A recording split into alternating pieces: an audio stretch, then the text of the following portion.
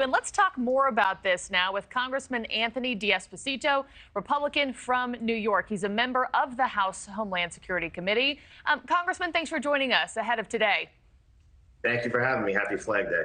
Thank you. You too. And Secretary Mayorkas has been under scrutiny now for 2 years over this. We have seen him many times in that hot seat on Capitol Hill. Your committee has labeled this investigation open borders, closed case. Secretary Mayorkas' dereliction of duty on the border crisis. What exactly is your goal here today, and do you actually expect any change or anything different to come of this? I do expect change, and I think that's why the House Homeland Security Committee, especially the Republicans, are working so hard. While the Democrats are trying to point fingers and place blame and say that we're just looking for headlines, the reality is that without us even speaking, the border would be in the headlines each and every day because of Mayorkas' dereliction of duty. So our plan over the next weeks are to take a methodical approach, much like the investigations that I conducted as an NYPD detective. Take it slow, take it methodical, and bring out every issue that we want to talk about and make it clear to the American people the failures of Mayorkas and, quite frankly, just the honest dereliction of duty that he's put forth to the American people. And do you have any sort of different game plan or approach? Because every time he sits in the hot seat, we hear the same thing from him. They've inherited a broken system, so on and so forth.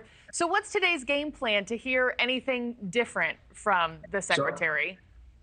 Yeah, I think what's important is the caliber of witnesses that we're going to have in front of us, the research that we've been doing, making sure that we are, as we've always said, having our boots on the ground, taking our hearings to certain locations so that we can get a real understanding of what's happening.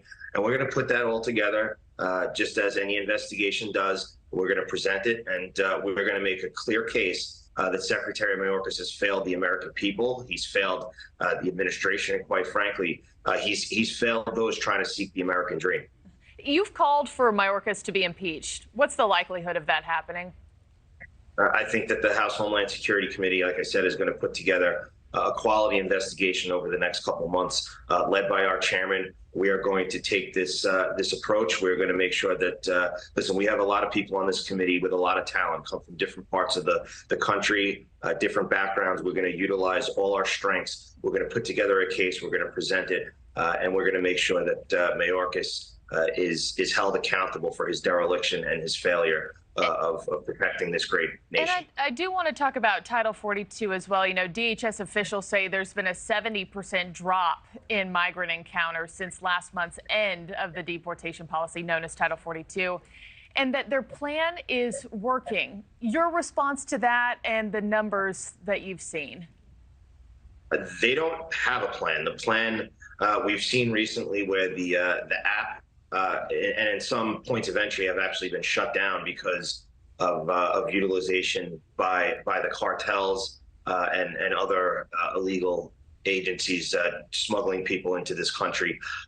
We saw in New York last week. I visited JFK Airport, where the mayor of the city of New York asked the Port Authority and the FAA permission to put migrants into a vacant warehouse. Now, the last time I checked, people coming to this country are looking for a better way of life. They're looking for democracy. What they're not looking for is to be shelved inside of a vacant hangar inside of JFK.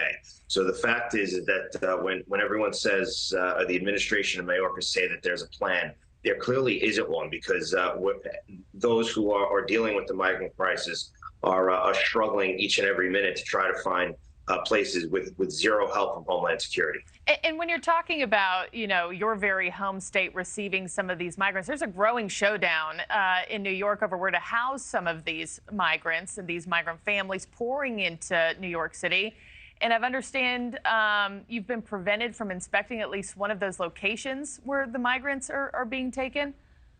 Yeah, last week, I believe it was Thursday or Friday, I went over to JFK Airport to view this hangar. I met with Port Authority administration. I met with the TSA, and I met with Customs and Border Patrol agents. And when I was supposed to meet with the mayor's office and take a tour of the facility, I was told that I wasn't allowed in. So, if they're looking for answers and they're trying to find solutions to problems, they should be working with everyone, because this isn't a Democrat issue. It's not a Republican issue. This is an American issue. And the fact is that they're trying to play politics with it, and we're just trying to get to the root of the problem. And no, being denied entry in your home state as a congressman there is just maddening.